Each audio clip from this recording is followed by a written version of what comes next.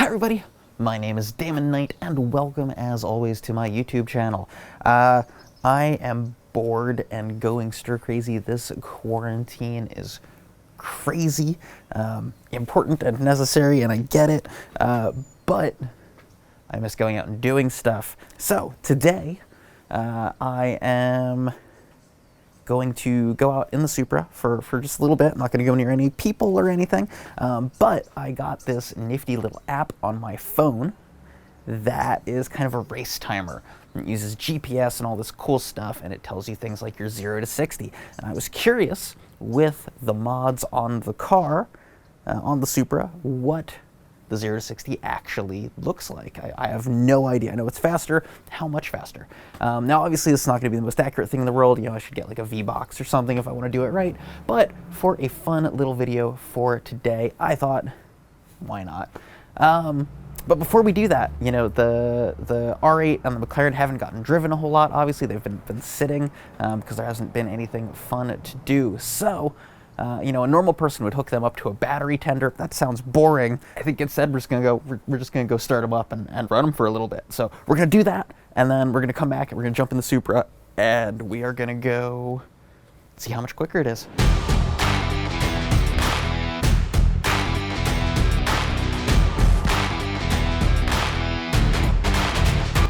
All right, so I figured if we're going to do this and start the cars, I should go ahead and get the old dB meter out and kind of show you guys from in the car, at least, how loud each of them is. I don't expect the McLaren is actually going to be that loud.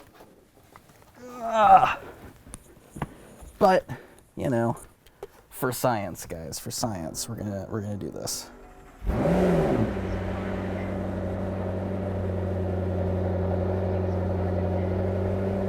All right, so 94.8 dB from in the car for the McLaren. I'm actually just gonna leave this running. I'm not even gonna turn this off for the R8. All right. Now, to keep it even, I will put the top down on the R8. Lovely. And we'll put the top down on the R8 so that, you know, we've got kind of the same level of noise. I don't want anybody thinking that I'm cheating by having the top up on the R8 when we don't in the McLaren, so hang on. I am going to have to squeeze a little bit here. Our garage is a little tight getting in and out of these cars.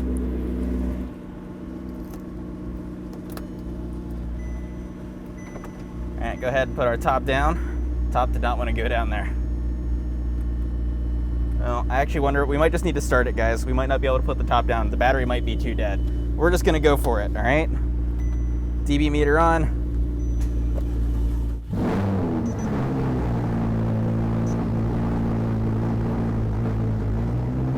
It actually wasn't that bad. In the car with the top up. Oh, it broke. It broke. It should be louder. Yeah, hello. There we go. Yeah, it got stuck, unfortunately, at 102. But regardless, that's definitely a bit louder. I have no idea why my top mechanism is sticking. And I mean, even now, I got it to unfreeze. It was in the 98, 99 range. So there we go. Figured that would just be at least fun. I'm sad it didn't totally work because the top got stuck, but we did the best that we could. I've got to leave these running for a while. All right, now let's jump in the Supra. So, we had a small issue with. I want to try this in both launch control and not launch control. Obviously, unfortunately, the car stopped when I set up the cameras, and that might screw this up. So we're going to do the non-launch control first. We're just going to go for it. I have my timer here going. So I think I see. Just want to make sure we are in a good state before I do this. I think we are. I do want to do this like now because it is about to, it's already starting to rain. So just gonna move over just a little bit, get in the proper road, stop, 3, 2, 1, all right, go.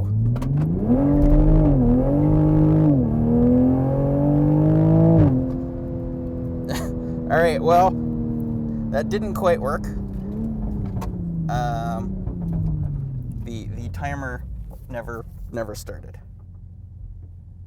So we're gonna have to try that again. Not an exact science here, guys.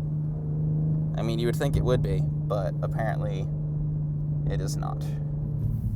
All right, we're gonna give that another go. I think I know what happened there.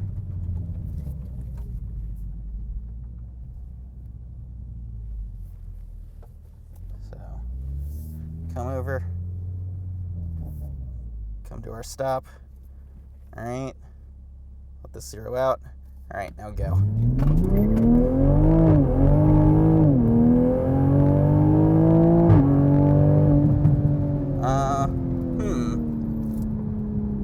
I think it might be too fast for this thing to register.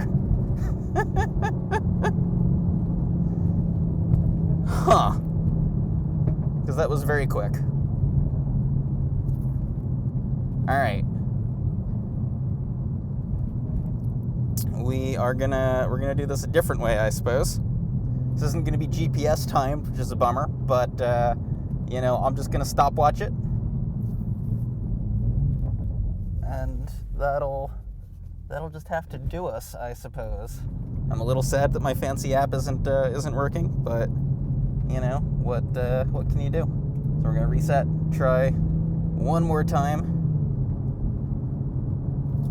We do need to hurry up and do this because it is starting to rain, and that is going to make this a bit more difficult. I'm actually just going to pull it right over here for a moment from a stop and go.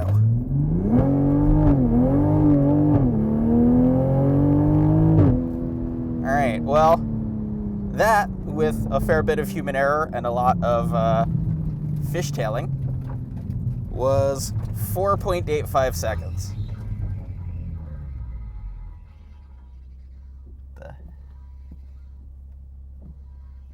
Something is unhappy.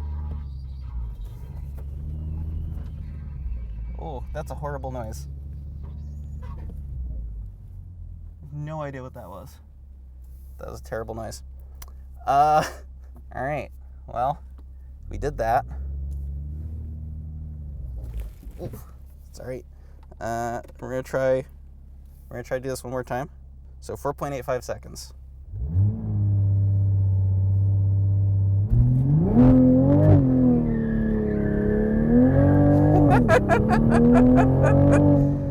So that was 3.4 seconds. Even with huge amounts of fishtailing, huge amounts of fishtailing. So, I imagine if I could actually get traction, we would be better there. But that was 3.43.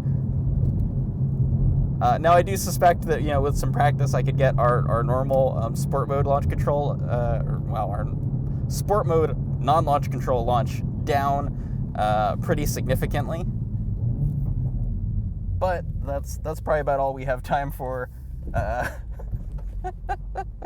here. I'm actually curious if I lost the camera. Maybe that was a camera dying. But anyway, that is it. Hope you enjoyed the video. It's definitely a lot faster with the tune and the downpipe than it was factory. Factory is officially, you know, 4.1. We hit 3.4 on our first launch control attempt. Again, I suspect we can get that down even lower, but not bad. Definitely a lot quicker. Yeah. Anyway, that's gonna be it, guys, for this video. I know it's a short one. Thank you all so much for watching. Of course, leave a comment down below. Let me know what you think. If you like the video, hit that like button. If you like the channel, please subscribe. Stay safe, stay healthy. And I guess that'll do it. I will see you all again next video.